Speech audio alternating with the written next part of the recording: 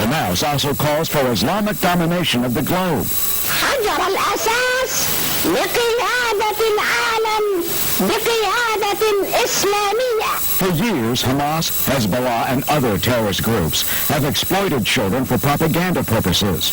We're joined by Monica Crowley, an author, radio talk show host, former aide to President Richard Nixon, and Joseph King, professor at John Jay College of Criminal Justice. He spent 33 years as a special agent in charge of terrorist and Middle East Division of the U.S. Customs. Welcome to you both. Hi, Eric. Hi, Monica, let me start with you. I mean, it's unbelievable. Mickey Mouse teaching this to kids? Right.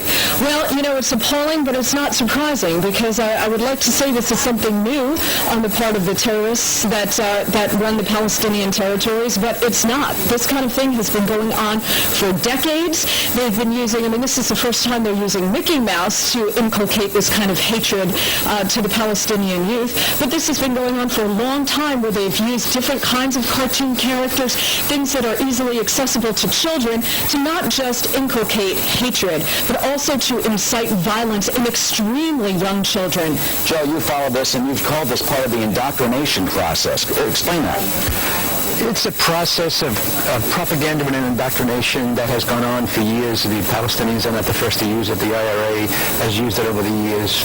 Goebbels perfected it in the Second World War. It's a process of indoctrination that begins with small children, and you've seen the videos of small children wrapped in suicide bombs and the exaltation of someone who will become a martyr, the joy that their family brings, the joy that they get in heaven, the idea of bringing along the next generation who will be the fighters, who will be happy to be the fighters. You were just showing us the Mickey Mouse character throwing a grenade and then using, as they said, an AK-47. It's a figure that is something that the groups can use to foster their own future. They need future fighters. They need to indoctrinate people at a very early age.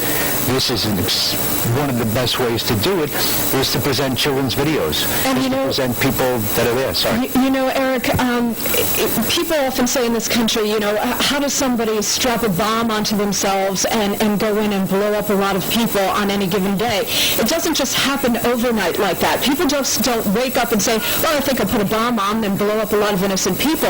It starts from a very young age, where they begin with this jihadist mentality.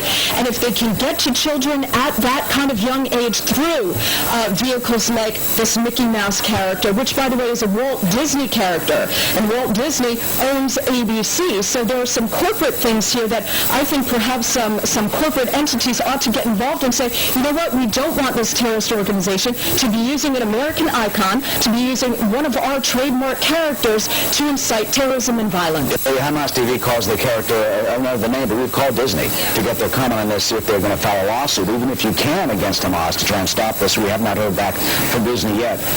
The Palestinian Media Watch, they're drawing up legislation. Can we stop this? The U.S. pays about $250 million to the Palestinian Authority every year, American taxpayer money, and this stuff goes on the Palestinian TV. We just showed the speaker of the Palestinian legislature saying, kill every single American, and they broadcast this stuff over there. You know, Eric, it would have been nice to think that the United States government would have learned over the course of decades, when Yasser Arafat was running the Palestinian leadership, that we ought to tie our money, whatever aid we are going to give to the Palestinian leadership, to transparency, to accountability, so that it doesn't go to terrorist means and terrorist vehicles like this.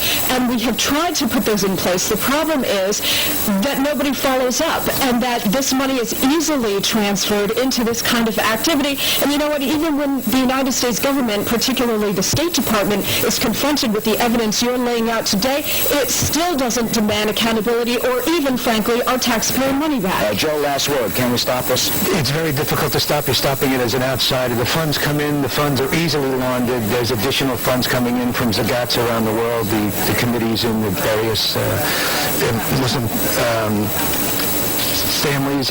It's a very difficult thing to stop from the outside. We can, if it was from the inside, if the people themselves can stop it, it's a much easier process. Maybe we can start with the Disney lawsuit. We'll see if that happens. Monica Crowley, Joseph King, thank you for joining us. Thank you.